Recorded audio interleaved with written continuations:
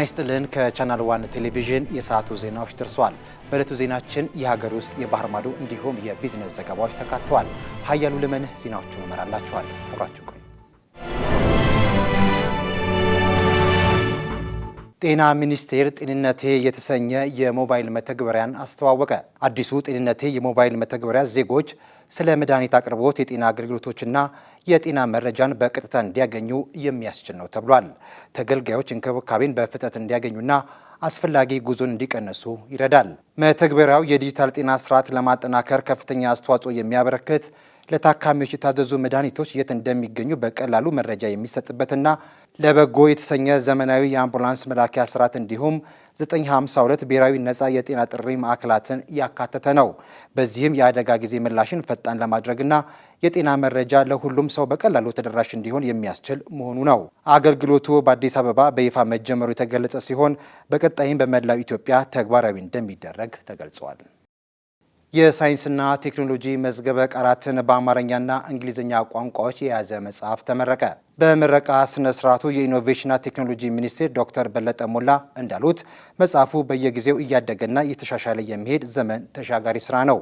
ሳይንሳዊ እውቀትን በሀገር ውስጥ ቋንቋ በመተርጎም ከፍተኛ አስተዋጽኦ እንደሚያበረክትም ተናግረዋል። ሩሲያ በአፍሪካ ሰው ሰራሽ አስተውሎት ዘርፍ የሚደረጉ የጥናትና ምርምር ስራዎችን ለማገዝ የሚያስችል የድጋፍ መርሃ ግብር ይፋ አደረገች። መርሃ ግብሩ በአዲስ አበባ ዩኒቨርሲቲ አስተናጋጅነት በሚካሄድ ላይ ባለው በሩሲያ አፍሪካ ትረስትድ ኤአይ ጉባኤ ይፋ ሆኗል። በጉባኤው ንግግር ያደረጉት የሞስኮ የኮሚኒኬሽንና የኢንፎርማቲክስ ቴክኒካል ዩኒቨርሲቲ ዳይሬክተር ፕሮፌሰር ሰርጌይ ኤርኮን መርሃ ግብሩ የሩሲያና አፍሪካን የረጅም ጊዜ አጋርነት የበለጠ እንደሚያጠናክር ገልጸዋል። በሚቀጥለው ዓመትም እስከ $100,000 የገንዘብ ድጋፍ የሚያስገኝ ውድድር እንደሚካሄድም አስታውቀዋል። አፍሪካ ሰው ሰራሽ አስተውሎት ከመሳሰሉ የቴክኖሎጂ ውጤቶች የተጣጣመ እድገትን ለማስመዝገብ የሚያስችል ያልተነካ እምቅ አቅም አላት ብለዋል። የአዲስ አበባ ዩኒቨርሲቲ ፕሬዝዳንት ዶክተር ሳሙኤል ክፍሌ በበኩላቸው ጉባኤው በሩሲያና አፍሪካ የሰው ሰራሽ አስተውሎት ባለሙያዎች መካከል የሚደረገውን ዓለም አቀፍ ውይይት እንደሚያሳድግ ገልጸው እውቀት ድንበር ዘለል ሲሆን ለውጥ ያመጣል ብለዋል። ጉባኤው ትላንት ሰኞ የተጀመረ ሲሆን እስከ ነገ ድረስ ይቆያል ተብሏል። ህገወጥ የውጭ ምንዛሬ ሲፈጽሙ ነበሩ የተባሉ ተጠርጣሪዎች በቁጥጥር ስር መዋላቸውን የብሔራዊ መረጃና ደህንነት አገልግሎት አስታወቀ። ለዝርዝሩ ማህሌት ደመላሽ።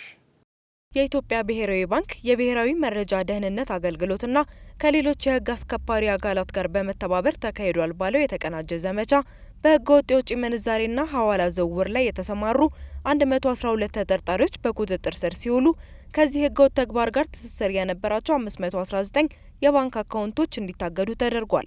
የብሔራዊ መረጃና ደህንነት አገልግሎት በበኩሉ እንደገለጸው ያለምንም ፍቃድ የክሪፕቶ ከረንሲ መጠቀም፣ የውጭ ምንዛሪ ስወራና ገንዘብን ህጋዊ የማስመሰል ተግባራቶች የሀገሪቱን የፋይናንስ ስርዓት ታማኝነት በመጉዳትና የብሔራዊ ባንክን መመሪያ በመጣስ ኢኮኖሚውን አደጋ ላይ ሲጥሉ መቆየታቸውን አስታውቋል። ብሔራዊ ባንክ የውጭ ምንዛሪ ፍሰት በህጋዊና መደበኛ መንገዶች እንዲፈጸም ጥረቱን የሚያጠናክር ሲሆን የመረጃና ደህንነት አገልግሎት በሀገሪቱ ኢኮኖሚ ላይ በተቀናጀ መንገድ ጥፋት ሲፈጽሙ የነበሩ አካላትን መከታተል ይቀጥላል ብሏል። ከ190 በላይ የሀገራት ተወካዮች የሚሳተፉበት የብራዚሉ ኮፕ 30 የአየር ንብረት ጉባኤ በብራዚል ተጀምሯል። የዘንድሮ ጉባኤ ከ50,000 በላይ አካላት የሚሳተፉበት ሲሆን የየሀገራቱ ተወካዮች በብራዚል ቤሌም ከተማ ተገኝተዋል። ዝርዝሩን አማረው ገብሩ እንደሚከተለው አዘጋጅቶታል። የዘንድሮውን ጉባኤ ከ50,000 በላይ አካላት የሚሳተፉበት ሲሆን የየሀገራት ተወካዮች በብራዚል ቤሌም ከተማ ተገኝተዋል። የዓለም የሙቀት መጠንን እስከ 2035 ከ1.5 ዲግሪ ሴልሺየስ በታች ለማድረግ እቅድ መያዙን ተከትሎ የዓለም መሪዎች ለተግባራዊነቱ ያላቸውን ቁርጠኝነት ያሳዩበታል ተብሎም ይጠበቃል። ዋነኞቹ የዓለም መሪዎች ችላ ብለው ያልተገኙበት ይልቁንም ተወካዮቻቸውን ብቻ የላኩበት የዘንድሮ ጉባኤ ከዚህ ቀደም ስምምነት ላይ የተደረሱባቸው ጉዳዮች ተፈጻሚ እንዳይሆኑ ስጋት እንደጣለበት ሮይተርስ ዘግቧል። በመንግስታቱ ድርጅት በተፈረመው ስምምነት መሰረት ለዓለም አየር ንብረት ለውጥ ችግር በዋናነት ኃላፊነቱን የሚወስዱት የበለጸጉ ሀገራት ናቸው። ይህንኑ ተከትሎም ችግሩን በመፍታት ረገድ ትልቅ ኃላፊነት እንዳለባቸው ቢጠበቅም በሚፈለገው መጠን ምላሽ እየሰጡ አለመሆኑ በጉባኤው መክፈቻ ተጠቅሷል። ፕሬዚዳንት ዶናልድ ትራምፕ ከወራት በፊት አንስቶ ከአየር ንብረት ለውጥ ጋር በተገናኘ ተቃራኒ ንግግሮችን ሲያደርግ መሰማታቸውን ተከትሎ በዚህ ጉባኤ እንደማይገኙ አስቀድሞ ታውቋል። የዋይት ሀውስ ቃል አቀባይ ትናንት ባወጣው መግለጫ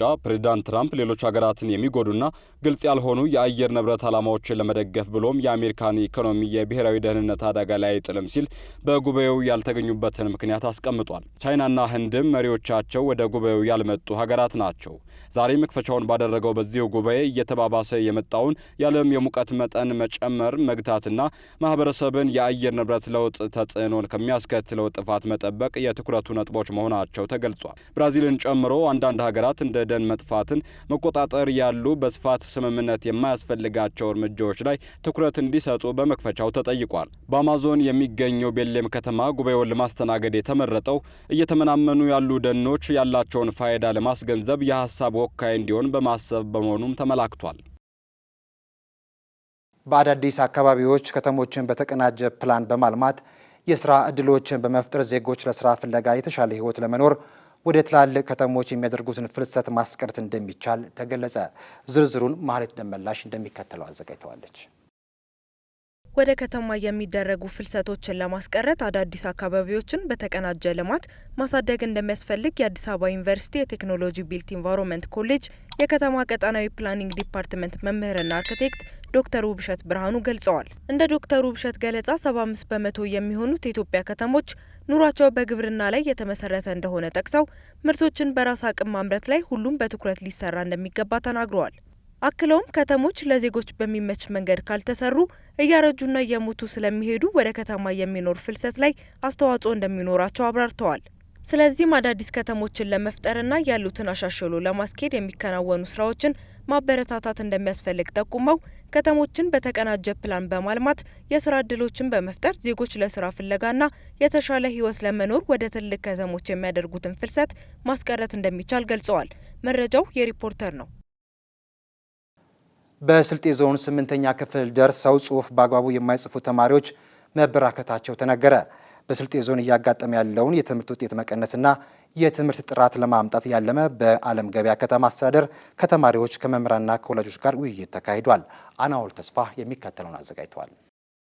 በስልጤ ዞን እያጋጠመ ያለውን የትምህርት ውጤት መቀነስና የትምህርት ጥራት ለማምጣት ከተማሪዎች ከመምህራንና ከወላጆች ጋር ውይይት ተካሂዷል። በውይይቶቹ ከተማሪዎቹ የተነሱ ዋና ዋና ጉዳዮች በተመለከተ መምህራን የዓመቱን ትምህርት ያለመጨረስ፣ በሙያቸው ብቁ አለመሆን፣ ትምህርትን ከራሳቸው ደሞዝ ጋር ማያያዝ ችግር እንዳለ ቅሬታቸውን መግለጻቸውን በስልጤ ዞን የዓለም ገበያ ከተማ አስተዳደር የመንግስት ኮሚኒኬሽን ጽህፈት ቤት ኃላፊ አቶ መሐመድ ዴትሞ ተናግረዋል። በተጨማሪም ክትትል ያለማድረግ ተማሪዎችን በከፍተኛ በመካከለኛና ዝቅተኛ ብሎም ያለማስተማር ችግር እንዳለ ተናግረዋል። ከመምህራን በኩል ደግሞ የተማሪዎች የመማር ፍላጎት ያለመኖር፣ ከመማር ይልቅ ስደትን አማራጭ ማድረግና የወላጆች ድጋፍና ክትትል ማነስ እንዳለ ተናግረዋል። በተጨማሪም በውይይቱ ተሳትፎ የነበሩ ወላጆች ተማሪዎች ሳይማሩና ብቁ ሳይሆኑ ወደሚቀጥለው ክፍል በአስተማሪዎች ዘንድ የማዘዋወር ችግር መኖሩን ገልጸዋል። ተማሪዎችም እስከ 8ኛ ክፍል ደርሰው ጽሑፍ በአግባቡ የሚጽፉ ጥቂት መሆናቸውና ችግሩም ጊዜ ሊሰጠው እንደማይገባ መግለጻቸውን አቶ መሐመድ ዴተሞ ጨምረው ተናግረዋል። በቀጣይም ሁሉም ባለድርሻ አካላት ለችግሮቹ ድርሻ በመውሰድ ቀጣይ የተሻለ የትምህርት ጥራትን ማምጣት እንደሚያስፈልግ ገልጸዋል። የሳውዲ መንግስት ስር የሰደዱ በሽታዎች ያሉባቸው ሰዎች ሀጅ እንዲያደርጉ እቀባ መጣሉን አስታውቋል። በዚህ ምክንያት የሳውዲ ሀጅና ኡምራ ሚኒስቴር ምዕመናንን የሚልኩ ሁሉም ሀገራት የሀጅ ተጓዥ ምዕመናንን ዜጎች ሙሉ የጤና ምርመራ እንዲያደርጉ አሳስቧል። የሳውዲ ሀጅ ኡምራ ሚኒስቴር ምዕመናንን ወደሚልኩ ሀገራት በላከው ደብዳቤ ምዕመኑ ሀጅ እንዲያደርግ የሚፈቀድባቸውን አካላዊ ሁኔታዎች ዝርዝር መረጃ ይዟል። የሳውዲ ሀጅና ኡምራ ሚኒስቴር ምዕመናንን ወደሚልኩ ሀገራት በላከው ደብዳቤ ምዕመኑ ሀጅ እንዳያደርግ የማይፈቀድባቸውን አካላዊ ሁኔታዎች ዝርዝር መረጃ ይዟል። ሳውዲ አረቢያ ምዕመናንን የሚልኩ ባለስልጣናትን እያንዳንዱ ምዕመን ከጤና ስጋቶች ነፃ መሆኑን የሚያረጋግጥ የግዴታ ትክክለኛ የጤና ሰርተፍኬት በነስኩ መሳር መድረክ ላይ እንዲሰጡ ጠይቃለች። ከአንድ ሀገር የመጣ ምዕመን በተዘረዘሩ የጤና እክሎች ከተገኘ የሳውዲ ሀጅና ኡምራ ሚኒስቴር በዚያች ሀገር ላይ የማስተካከያና ገዳቢ እርምጃዎችን ይወስዳልም ተብሏል።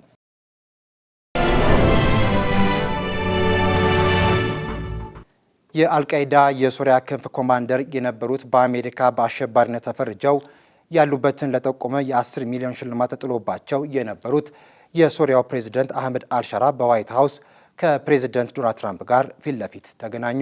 ሊዲያ ዝናቡ የዘጋርዲያንን ቢቢሲና የአሶሺየትድ ፕሬስን ዘገባ ተመልክታ የሚከተለውን አጠናቅራለች።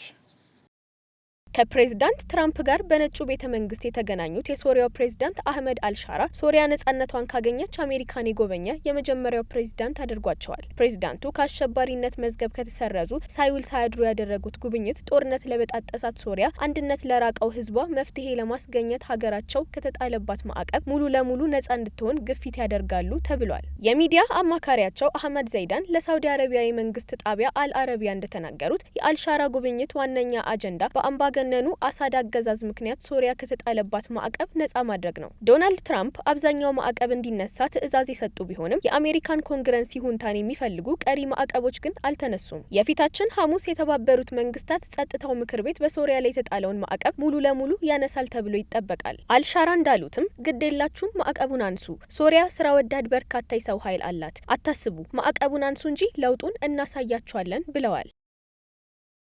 ጤናማና ረጅም ጸጉር እንዲኖረን የተለያዩ እንክብካቤዎች ከማድረግ በዘለለ ጤናማ አመጋገብ፣ ከጭንቀት የራቀ ኑሮና የአካል ብቃት እንቅስቃሴዎች መፍትሄ እንደሆኑ የዘርፉ ባለሙያዎች ያብራራሉ።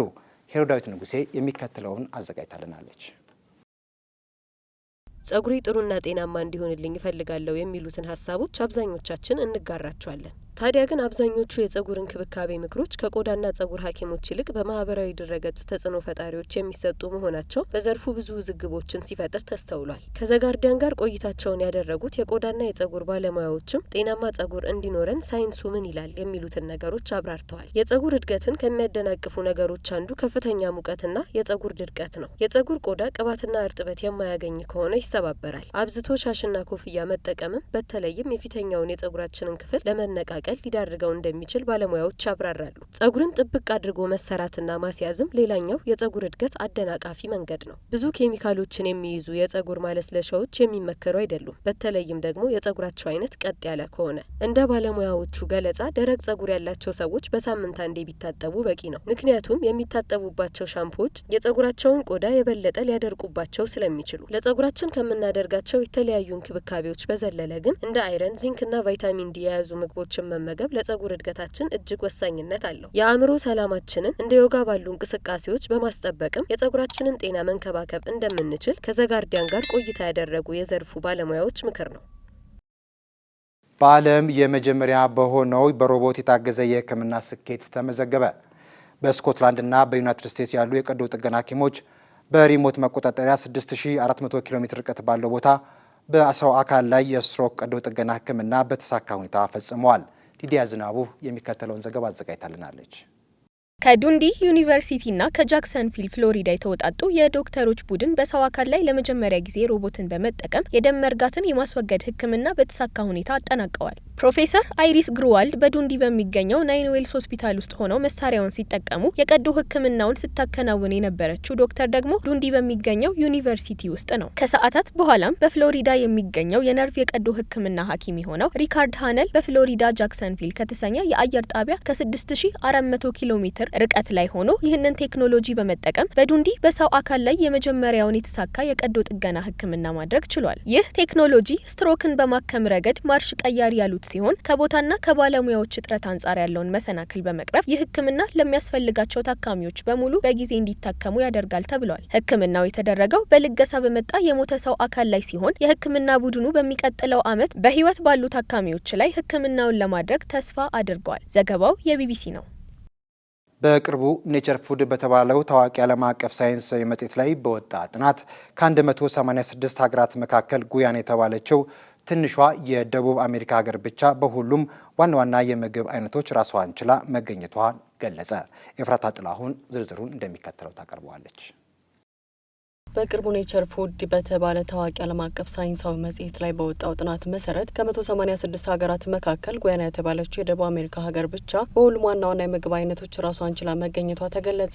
የጉያና ስኬት የምግብ እጥረትና በዓለም አቀፍ ንግድ ላይ ጥገኝነት እያደገ ባለበት ዘመናዊ ዓለም ውስጥ እውነተኛ የምግብ ነጻነትን የሚያሳይ ብርቅዬ ሞዴል አድርጓታል ነው የተባለው። ጥናቱ እንደሚያመለክተው ጉያና 7 ዋና ዋና የምግብ አይነቶች ማለትም ፍራፍሬዎች፣ አትክልቶች፣ ወተትና የወተት ተዋጽኦ፣ አሳ፣ ስጋ፣ በእጽዋት ላይ የተመሰረቱ ቅባተ ፕሮቲን ወይም ጥራጥሬዎችና ፍሬዎች እንዲሁም ስታርች ያላቸው ዋና ዋና ምግቦች በበቂ ሁኔታ አምርታ ህዝቧን መመገብ ችላለች። ይህ ማለት ሀገሪቱ ከውጭ በሚገቡ ምርቶች ላይ ሳትደገፍ ሙሉ ህዝቧን ለመመገብ የሚያስችል የሀገር ውስጥ ምርት አላት ማለት ነው። ብዙ ሀገሮች ከጊዜ ወደ ጊዜ እየጨመረ የመጣ የምግብ ዋስትና እጦትና ዓለም አቀፍ የንግድ መደጋገፍ ችግር እየገጠማቸው ባለበት በዚህ ወቅት ጉያና የላቀ አቋም ያላት ብቸኛ ሀገር ሆና ተገኝታለች። የጉያና ዘላቂነት ያለው የግብርና አሰራርና ልዩ ልዩ የሀገር ውስጥ ምርት መኖሩ ለዚህ ስኬት ዋና ምክንያት ነው የተባለ ሲሆን ይህ ጥናት ጉያናን እንደ እውነተኛ የምግብ ነጻነት አምሳያ በማስቀመጥ ዓለም አቀፉ ማህበረሰብ የምግብ ዋስትናን ለማረጋገጥ የሀገር ውስጥ የግብርና አቅምን ማሳደግ ምን ያህል አስፈላጊ እንደሆነ የሚያሳይ ትልቅ ትምህርት ሰጥቷል ተብሏል።